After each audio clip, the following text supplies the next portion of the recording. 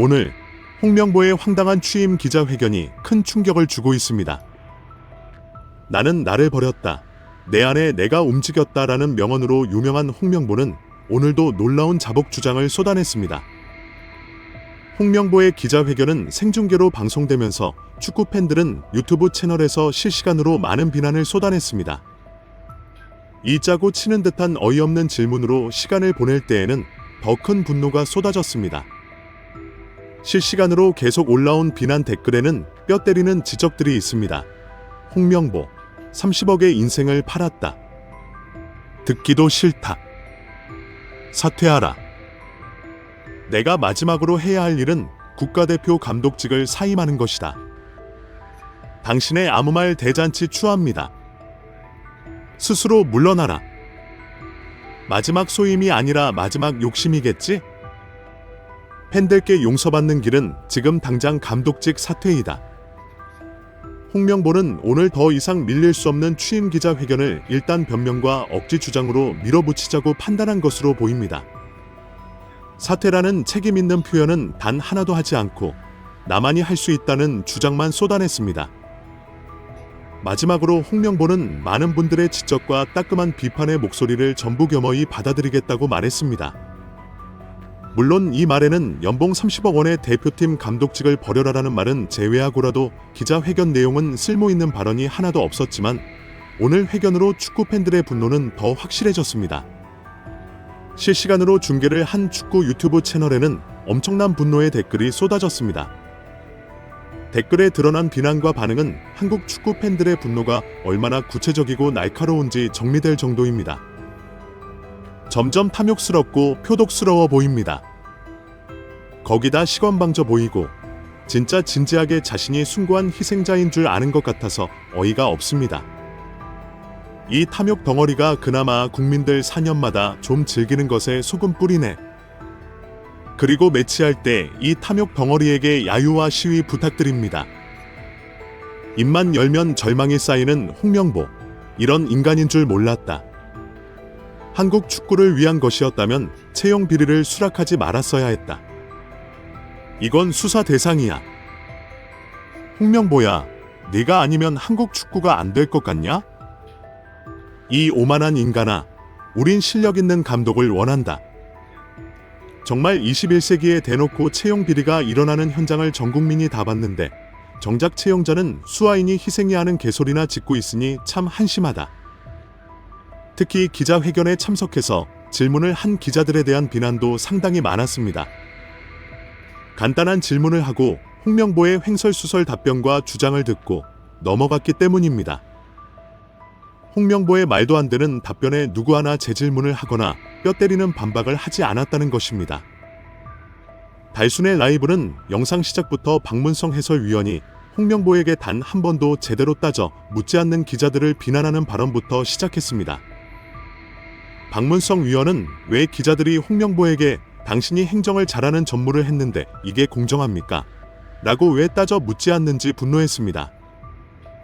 댓글에는 축구협회와 홍명보의 기자회견에 들러리를 선 기자들을 비난하는 지적이 쏟아졌습니다. 거의 축협에서 초청한 기자 수준이었다. 기자회견에서 홍명보에게 답변 적어온 용지가 몇 장이냐 물어본 여기자 진짜 한숨만 나온다.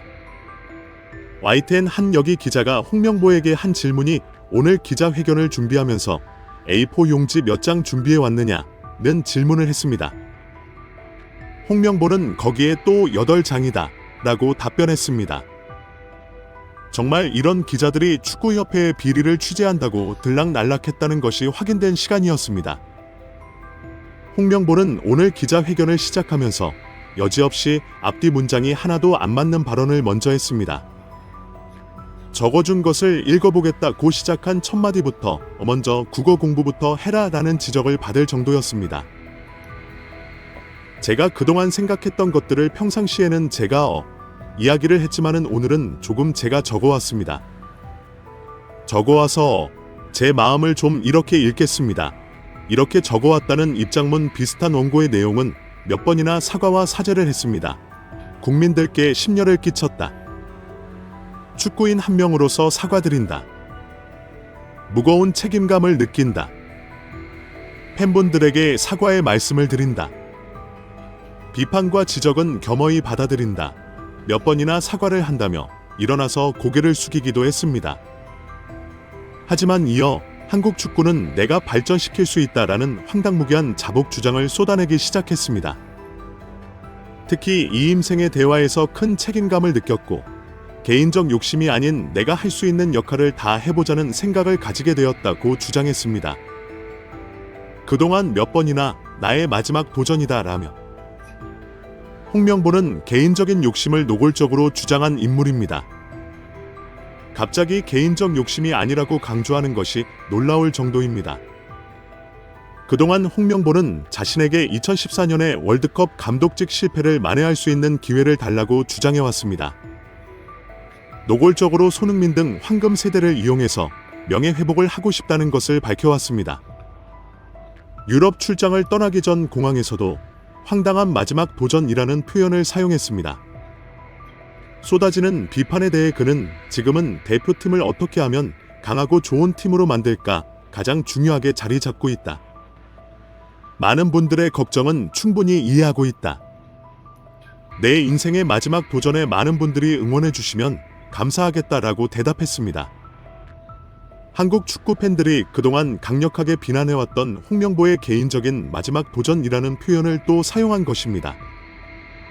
홍명보는 지난 울산과 광주 경기 후 가진 기자회견에서 절대 대표팀 감독을 맡지 않겠다는 생각을 바꾼 이후에 갑자기 2014년의 아픔을 이야기했습니다.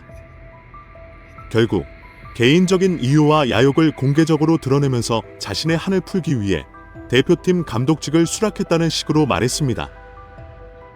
홍명보는 내 축구 인생 마지막 도전이 될 수 있다는 생각을 했다. 다시 한번 도전해보고 싶다는 강한 승부욕이 생겼다. 나를 버렸다. 대한민국 축구밖에 없다. 그래서 마음을 바꿨다라고 말했습니다. 결국 2014년에 실패했던 대표팀 감독직에 다시 한번 도전하기 위해 K리그와 울산을 버렸다는 변명을 한 것입니다. 오로지 자신의 명예 회복을 위해 믿어주고 응원해달라고 주장한 것입니다. 울산 팬들의 분노를 바로 눈앞에서 보고 한국 축구 팬들의 충격적인 반응을 보고도 어떻게 이런 발언을 할 수 있는지 이해가 안 된다는 비난이 쏟아졌습니다. 개인적인 아픔을 먼저 이야기한 것에 대해 많은 축구 팬들이 너무 이기적이다, 너무 뻔뻔하다고 지적한 것입니다. 왜 홍 감독의 도전을 위해 리그와 울산이 희생해야 하나? 얼마나 리그와 울산을 무시했으면 이렇게 할 수 있나? 남을 받고 시작하는 도전은 그 어떤 이유로도 정당성을 인정받을 수 없다. 박수를 받을 수 없고 지지를 받을 수 없다는 비난이 나왔습니다. 한국 축구 대표팀은 오는 9월 5일 오후 8시 서울 월드컵 경기장에서 2026 북중미 월드컵 아시아 지역 3차 예선 팔레스타인과 1차전을 치릅니다. 시간이 별로 없기 때문에 문체부 감사가 빨리 결론이 나고 홍명보가 빨리 사퇴해야 합니다. 현재 2명의 유럽 코치의 면면이 공개되고 있기 때문에 홍명보가 없어도 아무 문제가 없을 것 같습니다. 전술 코치로는 셀라데스전 발렌시아 감독이고 피지컬 코치로는 파코 디미고엘 코치입니다. 축구 팬들은 셀라데스 감독에 대해 홍명보가 필요하다라고 할 정도로 놀라워하고 있습니다. 셀라데스 감독은 1975년생으로 스페인에서 연령별 감독을 수년간 역임했고 2018년 러시아 월드컵에서 페르난도 예로 감독을 보좌한 수석 코치였습니다. 이후 레알 마드리드 수석 코치와 2019년부터 발렌시아 감독을 지냈습니다. 당시 이강인을 지도하면서 챔피언스리그 16강까지 이끈 경력을 가지고 있습니다. 피지컬 코치로 선임된 것으로 알려진 파코 디미고엘 코치의 경력도 상당합니다. 그는 2004년부터 2010년까지 리버풀의 피지컬 코치로 350게임을 치렀습니다. 이후에 인터밀란, 첼시, 나폴리, 레알 마드리드, 뉴캐슬, 에버튼, 셀타 비고를 거쳤습니다. 미고엘 코치도 국적인 스페인으로 셀라데스 감독과 호흡이 잘 맞을 것으로 예상하고 있습니다. 현재 축구 커뮤니티는 셀라데스가 대표팀 감독을 해도 이상하지 않다. 대표팀이 로또를 맞은 것 같다. 홍명보보다 셀라데스가 더 기대된다라는 반응이 쏟아지고 있습니다.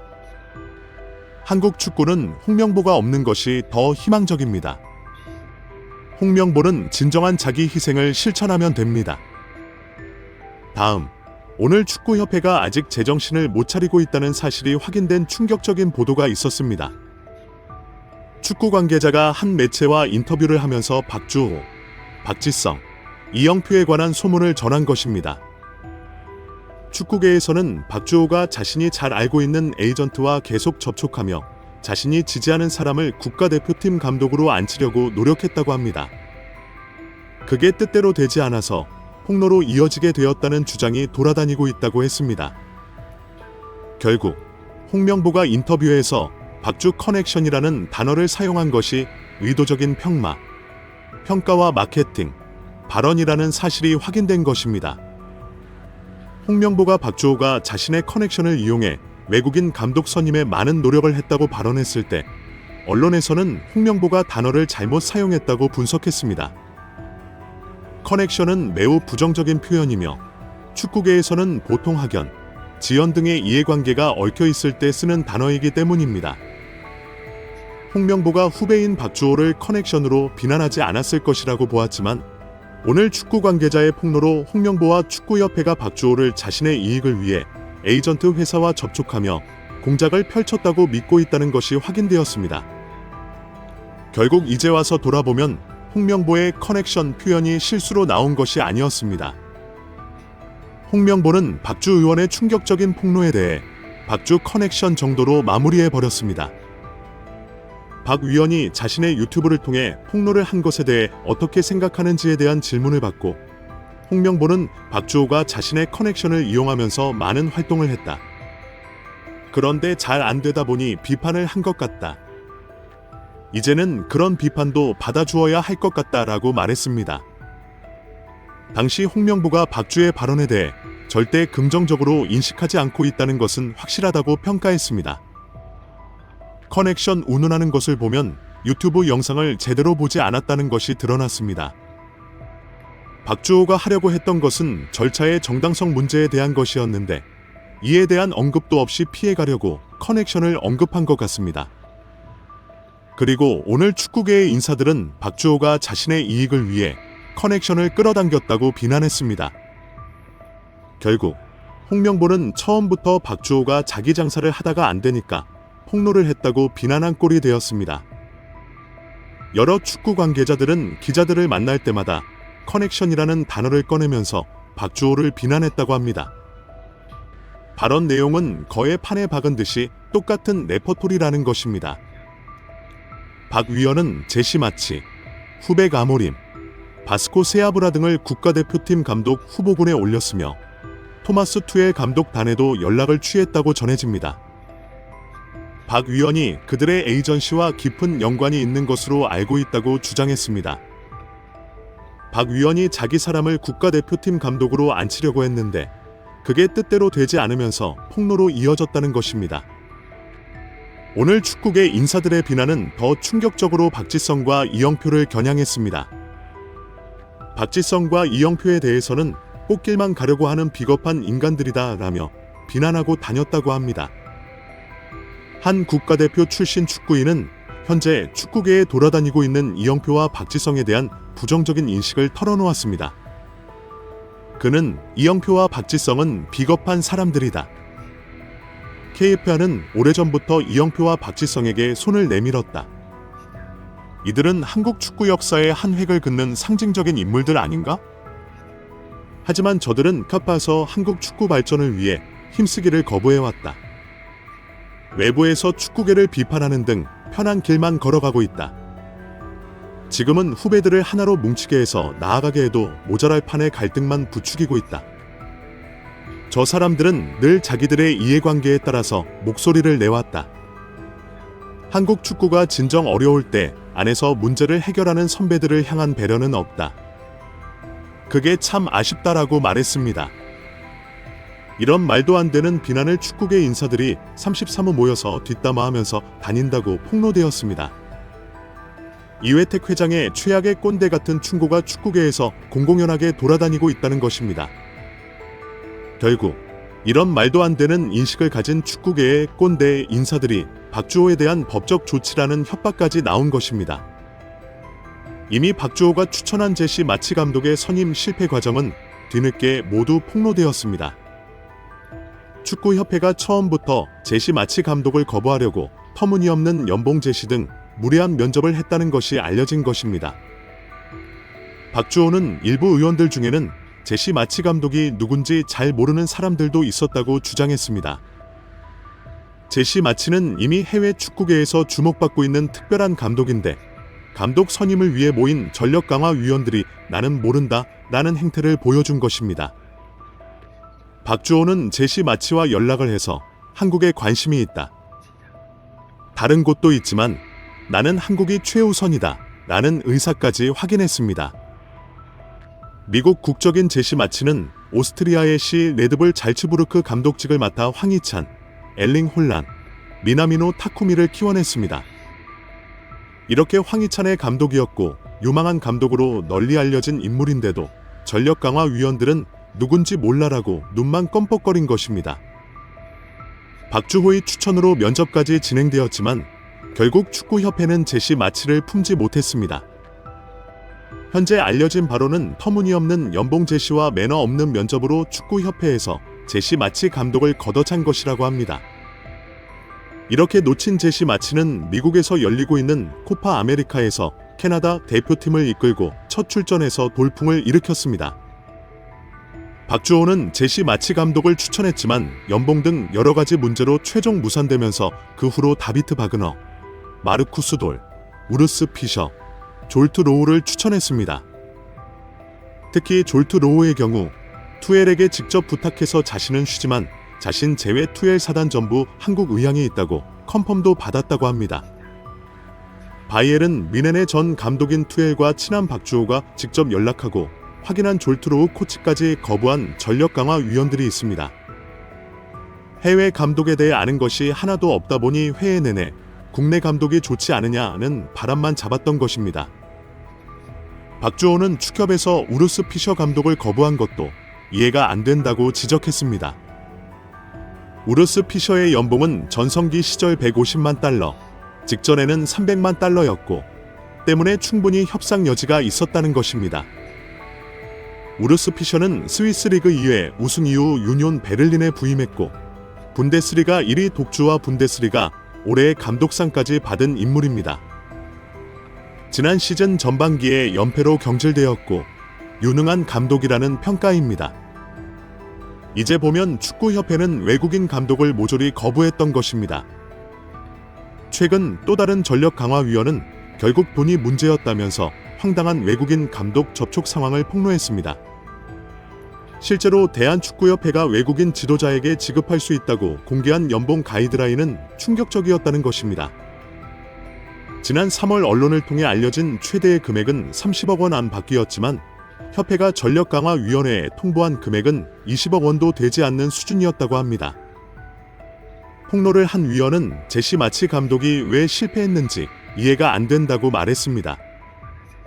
마치 감독은 정말 한국행의 진심이었기에 박주호가 이미 마치 감독과 통화를 하고 강력한 부임 의사까지 확인했지만 결국 협상 과정에서 터무니없는 연봉을 제시했다고 합니다. 정문기와 크리스 만게에게는 250만 달러의 연봉을 주었고 위약금으로 1천만 달러가 넘는 금액을 주었습니다. 처음부터 홍명보를 염두에 두고 박주호가 추천하는 외국인 감독 후보들에게는 모욕을 주며 거절쇼를 한 것입니다. 이런 상황에 홍명보는 오늘 손흥민을 만나러 현재 런던에 도착했다고 합니다. 지난 15일 스페인으로 유럽 코치 선임 때문에 출장을 간다고 하더니 갑자기 영국으로 날아간 것입니다. 결국 비행시간 등을 감안하면 만사를 다 제쳐놓고 손흥민을 만나야 한다는 추태를 노골적으로 보인 것입니다. 이미 많은 축구 팬들이 홍명보가 손흥민을 만날 것이라고 예언을 했고 그것이 정확히 맞아떨어진 것입니다. 결국 손흥민이라는 치트키를 또 사용하겠다는 축구협회와 홍명보의 꼼수가 드러났습니다. 이런 비난을 받더라도 손흥민을 만나는 것이 배 남는 장사라고 본 것입니다. 본인들의 잘못은 모르고 착각 속에 사는 축구협회와 홍명보입니다.